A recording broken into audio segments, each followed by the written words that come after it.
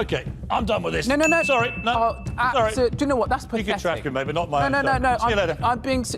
Sorry, can't do This is this. absolutely diabolical behaviour. June 29, 2016. A pub in London. 90 minutes that would end a career.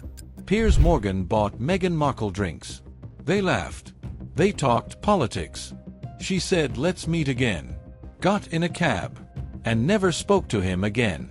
5 years later, that silence would generate 54,595 complaints. Cost Morgan a 6-year television career. And create the single most complained about moment in British broadcasting history. This is the exact moment Piers Morgan turned on Meghan Markle. Every time I see her demanding to be called Duchess of Sussex, I laugh. Nobody in Britain calls her that. It's Meghan Markle. You know, she got lucky, met her prince, dragged him out of the bosom of his family. Fall 2015. Piers Morgan tweets about Suits. He follows the cast on Twitter. Meghan Markle follows him back. Sends a direct message. "Big fan of yours," she writes. They start exchanging emails. She sends him unreleased episodes. They discuss the show. Politics. Activism. Morgan thinks they are building a real friendship. What? June 29, 2016. Meghan texts Morgan. In London for Wimbledon. Would love to say hi. They meet at the Scarsdale Tavern. His local pub in Kensington. 2 dirty martinis for her. Pints for him. 90 minutes talking about life, universe, Trump race, gun violence. Morgan is impressed. Later calls her strikingly beautiful, intelligent, ambitious. At the end, Meghan says, "Let's meet again." Gets in a cab to a party at a private members club. Meets Prince Harry. They have dinner the next night. Morgan never hears from Meghan again. Complete silence. Well, you know what, Jesse? It was incredibly glamorous to have all these superstars there, and it certainly made the event itself feel like a Hollywood Oscars night.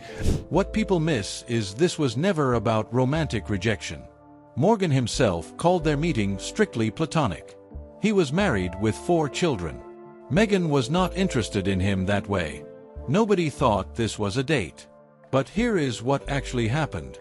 For a man who built his entire career on proximity to power, on being friends with celebrities, on mattering to important people, being ghosted by someone he met once was intolerable. The uncomfortable truth is Morgan's 5-year vendetta against Meghan Markle was not about journalism. It was not about protecting the monarchy. It was not about holding her accountable. It was about ego. Pure wounded ego. Do you see any of the real Diana in Meghan? Did God, you? no. Really? No. Sorry. September 2017. Morgan mentions Meghan on Good Morning Britain. "Trust me, I'll be milking that 90 minutes if she becomes our princess for the rest of my days." The tone has shifted. November 27, 2017. Engagement announcement. Morgan writes, "I was laboring under the massive misapprehension that we were friends. I was wrong. She met Prince Harry, went on a date with him, and I never heard from her again. Not a word. I'd been ghosted. Ghosted becomes his weapon." May 14, 2018. Morgan tweets, "She owes me an invitation to the wedding. He is not invited." July 2018. He interviews Thomas Markle. The same Thomas who staged paparazzi photos. July 2019. Meghan edits British Vogue. Morgan calls her shamelessly hypocritical. Compares her to Kim Kardashian. Calls Harry and Meghan grasping, selfish, scheming Kardashian wannabes. 30 Daily Mail columns. Morgan writes 30 attack pieces between November 2017 and March 2021. All because of 90 minutes and a cab ride. Every time I see her demanding to be called Duchess of Sussex, I laugh. Nobody in Britain calls her that. It's Meghan Markle. You know, she got lucky, met her prince, dragged him out of the bosom of his family. Here is the contrarian opinion that nobody wants to hear. Meghan Markle did absolutely nothing wrong. She met a television presenter for drinks one time. One time. She did not owe him continued friendship. She did not owe him access to her life. She was entering a relationship with a prince.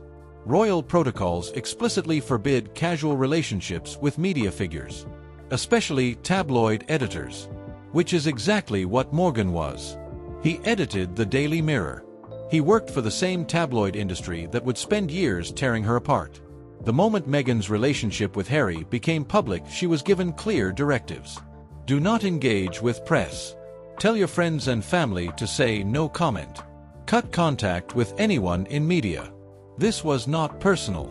This was protocol. This was survival. I'm sorry, I don't believe a word she says, Meghan Markle. Well, that's a I wouldn't believe it if she read me a weather report. And the fact that she's fired up this onslaught against our royal family. But Morgan could not accept that explanation. Because accepting it would mean accepting that he never mattered to Meghan at all. That their 90 minutes meant nothing. That he was just another person she met once in a busy life. And for Piers Morgan, being nobody to somebody is worse than being hated. March 7, 2021. Oprah interview airs. 17 million watch.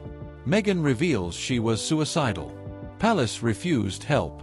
March 8, Morgan responds on Good Morning Britain. I don't believe a word she said, Meghan Markle. I wouldn't believe it if she read me a weather report. ITV CEO Carolyn McCall says I completely believe her. Mental health charity Mind is disappointed. Complaints flood Ofcom. 54,595 total. Most in British TV history. Meghan files a complaint. March 9, 2021. Morgan arrives at Good Morning Britain for his usual shift. Weather presenter Alex Beresford confronts him on air. I understand you don't like Meghan Markle, Beresford says. You've made it clear a number of times on this program.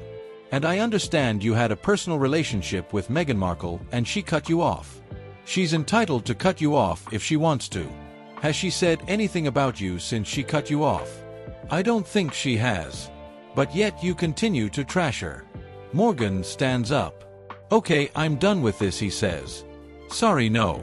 He walks off the set. Live on air. Leaves the studio. The footage goes viral instantly. Tens of millions of views worldwide. Morgan returns after the commercial break. Tries to defend himself. But it is too late. ITV executives are in emergency meetings. Ofcom launches a formal investigation under harm and offense rules. Hours later, ITV releases a statement. Following discussions with ITV, Piers Morgan has decided now is the time to leave Good Morning Britain. ITV has accepted this decision and has nothing further to add.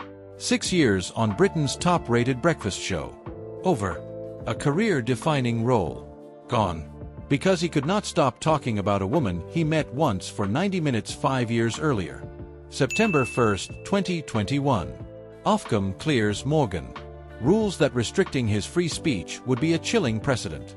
Morgan celebrates. Vindicated, he tweets. But the damage is permanent. He is not remembered for his government accountability during COVID. He is not remembered as a serious journalist. He is remembered as the man who lost his job over Meghan Markle. The man who walked off set. The man who generated 54,000 complaints. April 25, 2022. Morgan launches Piers Morgan Uncensored on Talk TV. But nobody cares anymore. Ratings are weak. The show struggles. He is no longer essential viewing. He is a cautionary tale about what happens when ego consumes reason. The exact moment Piers Morgan turned on Meghan Markle was not when she got in that cab on June 29, 2016. It was the slow dawning realization over weeks and months that she was never coming back. 90 minutes. One cab. 5 years of rage. Piers Morgan met Meghan Markle once. She never called again. And he never recovered. Not because she destroyed him, but because he destroyed himself. The uncomfortable truth is the exact moment he turned on her was the moment his ego could not accept being forgotten. Hit subscribe for more stories where pride destroys everything. I believe in the right to be allowed to have an opinion. If people want to believe Meghan Markle, that's entirely their right. I don't believe almost anything that comes out of her mouth, and I think the damage she's done